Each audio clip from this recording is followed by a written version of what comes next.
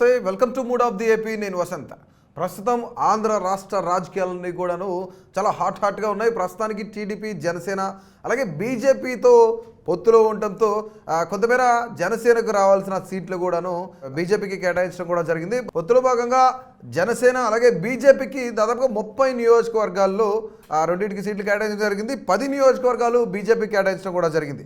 So ఒక్కసారి బీజేపీకి సంబంధించి ఇది ఒక మొదటి విజయంగా చెప్పుకోవచ్చు బీజేపీ. ఎందుకంటే అసలు ఆంధ్రాలో కొంతమేర బీజేపీకి పట్టు లేని తరుణంలోనే 10 నియోజకవర్గాల్లో పోటీ చేయడానికి కూడాను తమ మిత్రపక్షాలను జనసేన అలాగే టీడీపీని కూడా ఒప్పించడం జరిగింది. సో ఇది 2014 సీన్ రిపీట్ అవుతుందని కూడా కూటమి అభ్యర్థులు కానీ, కూటమి శ్రేణులు కానీ, కూటమిలో ఉన్న కార్యకర్తలందరూ కూడా భావిస్తున్న పరిస్థితి అయితే ఉంది. సో ప్రస్తుతానికి బీజేపీకి సంబంధించి 10 అసెంబ్లీ సీట్లు కేటాయించిన పరిస్థితి ఉంది. ఈ 10 అసెంబ్లీ సీట్లకు గాను ఎక్కడెక్కడి నుంచి వీళ్ళు సీట్లు ఆశిస్తున్నారు, దాదాపుగా ఖరారు అవ్వబోతున్నాయి అనేది మనం ఒక అంచనాకైతే వస్తాం. ప్రస్తుతానికి మాకు అందిన ప్రాథమిక సమాచారం ప్రకారం ఈ 10 నియోజకవర్గాలు మేము ముందొచ్చే ప్రయత్నం అయితే చేద్దాం. ప్రస్తుతానికి మనం విశాఖ ఉత్తరం చూసుకున్నట్లయితే 2014లో బీజేపీ ఇక్కడి నుంచే పోటీ చేసింది కాబట్టి ఆ సీట్ని కూడా బీజేపీ అడిగే ఆస్కారం అయితే ఉంది. అట్లాగే ప్రస్తుతానికైతే టీడీపీ సిట్టింగ్ స్థానం అది. సో అలాగే రెండో నియోజకవర్గం పాడేరు నియోజకవర్గం మనం చూసుకున్నట్లయితే పాడేరు నియోజకవర్గంలో 2014లో కూడా పాడేరు నుంచి అక్కడ పాడేరు నియోజకవర్గంలో కూడా బీజేపీ పోటీ చేయడం కూడా జరిగింది. సో అలాగే చూసుకున్నట్లయితే మనం పాడేరు నియోజకవర్గానికి సంబంధించి అక్కడ లోకల్ గాంధీ ఫ్యామిలీ ఎవరైతే ఉన్నారో వాళ్ళకి సంబంధించి సీటు కూడా కేటాయిస్తారనే కొంత టాక్ అయితే నడుస్తుంది.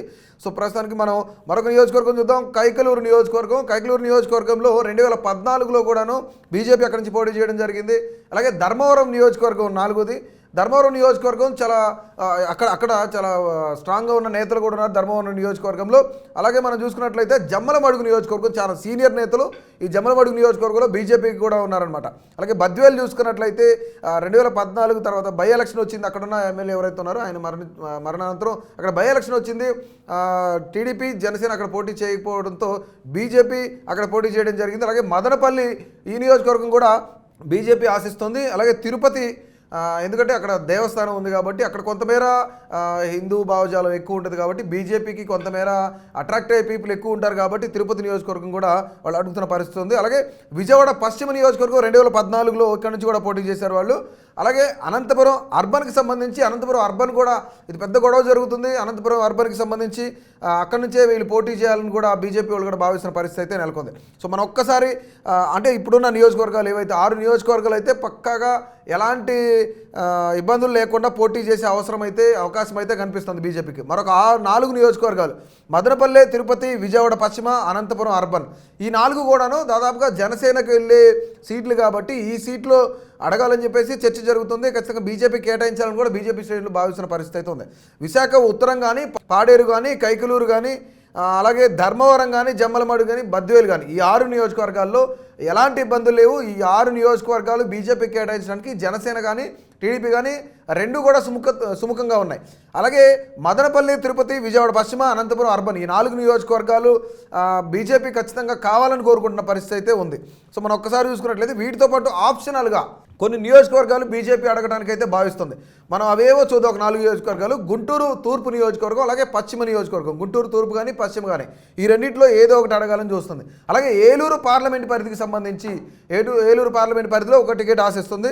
అలాగే రాజమండ్రి అర్బన్పై కూడా కొంత కసరత్తు జరుగుతుంది. అంటే ఈ 10 నియోజకవర్గాలతో పాటు మరొక 4 నియోజకవర్గాల్లో అంటే ఈ 4గిట్లో కూడా ఎక్కడిచ్చినా తీసుకునే పరిస్థితి అయితే 14 నియోజకవర్గాల్లో 10 నియోజకవర్గాలు ఖచ్చితంగా వీటిల్లో కావాలని సెలెక్ట్ చేసుకుంటున్న పరిస్థితి ఉంది. మనం ఒకసారి అసలు అభ్యర్థులు ఎవరు అంటే ప్రస్తుతానికి ఒక 6 నియోజకవర్గాలు అయితే వాళ్ళు ఫుల్ ఫ్లెడ్జ్డ్గా రెడీగా ఉన్నారు. 6 నియోజకవర్గాలకు సంబంధించి అభ్యర్థులు ఎవరు పోటీ చేస్తారో ఒకసారి మనం చూసుకుందాం. అభ్యర్థులకు సంబంధించి విశాఖ ఉత్తరం నుంచి విష్ణుకుమార్ రాజు బీజేపీ సీనియర్ నేత. ఆయన అక్కడ ఆంధ్రప్రదేశ్లో కొంత బలమైన నాయకుడు, గతంలో కూడా ఆయన పోటీ చేసిన పరిస్థితి ఉంది. అలాగే పాడేరుకి సంబంధించి ఇది ఎస్టీ రిజర్వ్డ్ నియోజకవర్గం కాబట్టి లోకల్ గాంధీ ఇంతకుముందు ఆయన గతంలో అక్కడి నుంచే పోటీ చేశారు. కొంతమేర అది ఏజెన్సీ ఏరియాలో ఆయనకు కొంతమేర హెల్త్ ఇష్యూ వల్ల ఆయన మరణించారని కూడా చెప్పుకోవచ్చు అక్కడ. సో ఆయన తర్వాత ఆయన ఫ్యామిలీకి సంబంధించి లోకల్ గాంధీ ఎవరైతే ఉన్నారో ఆయన ఫ్యామిలీకి టికెట్ కూడా కేటాయిస్తారని కూడా చెప్పడం జరుగుతుంది.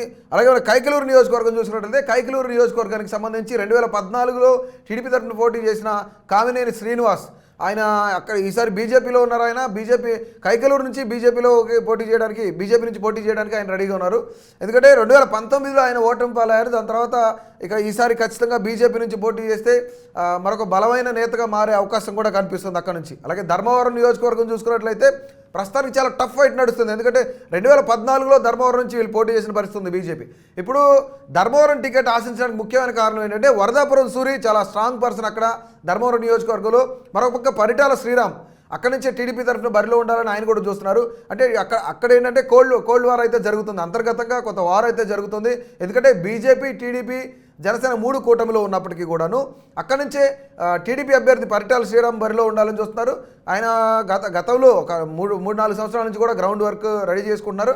అట్లాగే వరదాపురం సూరి కూడా గతంలో ఆయన అక్కడ పనిచేసిన వ్యక్తే కాబట్టి చాలా స్ట్రాంగ్ పర్సన్ ఆయన కూడా. వీళ్ళిద్దరి మధ్య కోల్డ్ వార్ అయితే నడుస్తుంది ప్రస్తుతానికి.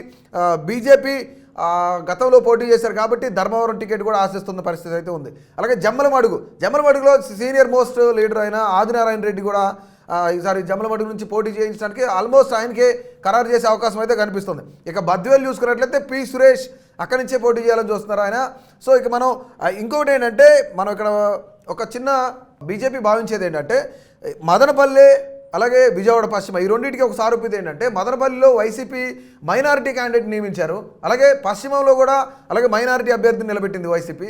ఈ రెండింటి స్థానంలో ఒక మైనారిటీని నిలబెట్టిన స్థానంలో బీజేపీ అభ్యర్థులు కూడా నిలబడాలని చూస్తున్నారు. అంటే పెద్ద మొత్తంలో కొంత మైనారిటీస్ ఉన్న నియోజకవర్గాలు ఏవి ఉండవు. ఎందుకంటే దాదాపు కొంతమేరకే మైనారిటీస్ ఉంటాయి కాబట్టి వాళ్ళకి బీజేపీకి వర్కౌట్ అయ్యే ఛాన్స్ ఉంది. కాబట్టి అంటే ఇది రిలీజియన్ పరంగా కూడా వాళ్ళు పెద్ద ఒక ప్లాన్ చేసుకోవచ్చు, ఒక వ్యూహం రచించవచ్చు. అందుకని విజయవాడ పశ్చిమలో అలాగే మదనపల్లిలో కూడాను బీజేపీ అడుగుతున్నారు, 2 సీట్లు అడుగుతున్నారు. ఆ 2 కూడా మాకే కావాలన్నట్లు కూడా అడుగుతున్నట్టయితే మనకందరి సమాచారం. ఖచ్చితంగా బీజేపీకి సంబంధించిన వ్యూహం అయితే మైనారిటీ ఎక్కడైతే ఉన్నారో మైనారిటీ ఉన్న దగ్గర వాళ్ళకి సీటు కావాలని చెప్పేసి బీజేపీ కొంత బలంగా వాదిస్తున్న పరిస్థితి ఉంది.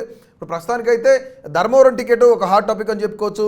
వీటితో పాటు విజయవాడ పశ్చిమ నియోజకవర్గం గత 4 ఏళ్ల నుంచి కూడాను పోతిన వెంకట మహేష్ జనసేన తరఫు నుంచి ఆయన అభ్యర్థిత్వాన్ని ఆశిస్తున్నారు. అట్లాగే ఈసారి క్యాండిడేట్ నేనే ఖచ్చితంగా పోటీ చేసే పరిస్థితి ఉందని కూడా ఆయన గతంలో కూడా మీడియాతో మాట్లాడిన పరిస్థితి ఉంది. ఎందుకంటే జనసేన కొంతమేర విజయవాడ 3 నియోజకవర్గాల్లో జనసేన బలంగా ఉంది అంటే విజయవాడ పశ్చిమ నియోజకవర్గంలో చాలా స్ట్రాంగ్గా ఉందని కూడా తెలుస్తుంది. సో ఇది పరిస్థితి. ఇంకా ఆప్షనల్గా గుంటూరు 2 తూర్పు కానీ పశ్చిమ కానీ అట్లాగే ఏలూరు పార్లమెంట్ పరిధిలో కానీ లేదా రాజమండ్రి అర్బన్ కానీ వీటికి సంబంధించి అయితే బీజేపీ అడుగుతున్నది లిస్ట్ అయితే ఈ 10 నియోజకవర్గాల్లో కూడాను బీజేపీ అభ్యర్థులు కొంతమేర స్ట్రాంగ్గా కొన్ని నియోజకవర్గాలు ఉన్నప్పటికీ కూడాను బీజేపీ ఈ యొక్క నియోజకవర్గాలను అడుగుతున్న పరిస్థితి అయితే ఉంది. సో ఖచ్చితంగా వీటిలో అయితే కొంత సఫలీకృతమయ్యే అవకాశం ఉందని చెప్పేసి బీజేపీ కాన్ఫిడెన్స్ తెలియజేస్తుంది. మరికొన్ని నియోజకవర్గాల్లో టీడీపీ జనసేన అభ్యర్థులు కూడా పోటీ పడుతున్నారు, ఆశావాహులు కూడా ఎక్కువగానే ఉన్నారు. చూద్దాం మరి 10 నియోజకవర్గాలు ఆల్మోస్ట్ ఫైనల్ చేయడానికైతే కొంతమేర కూటమి సుముఖంగా ఉన్నదనే కూడా మనకు అందుతున్న సమాచారం. ఖచ్చితంగా ఈ 10 నియోజకవర్గాల్లో బీజేపీ హవా ఎంతవరకు చూపుతుందనేది కూడా మరికొద్ది రోజుల్లో తెలిసే అవకాశం ఉంది. సో ఇలాంటి మరిన్ని అప్డేట్స్ కోసం అలాగే AP political minute to minute updates కోసం మా కేటీవీ తెలుగును సబ్స్క్రైబ్ చేయండి, అలాగే ఫాలో చేయండి. Please subscribe to KTV Telugu. KTV Telugu. KTV Telugu channel.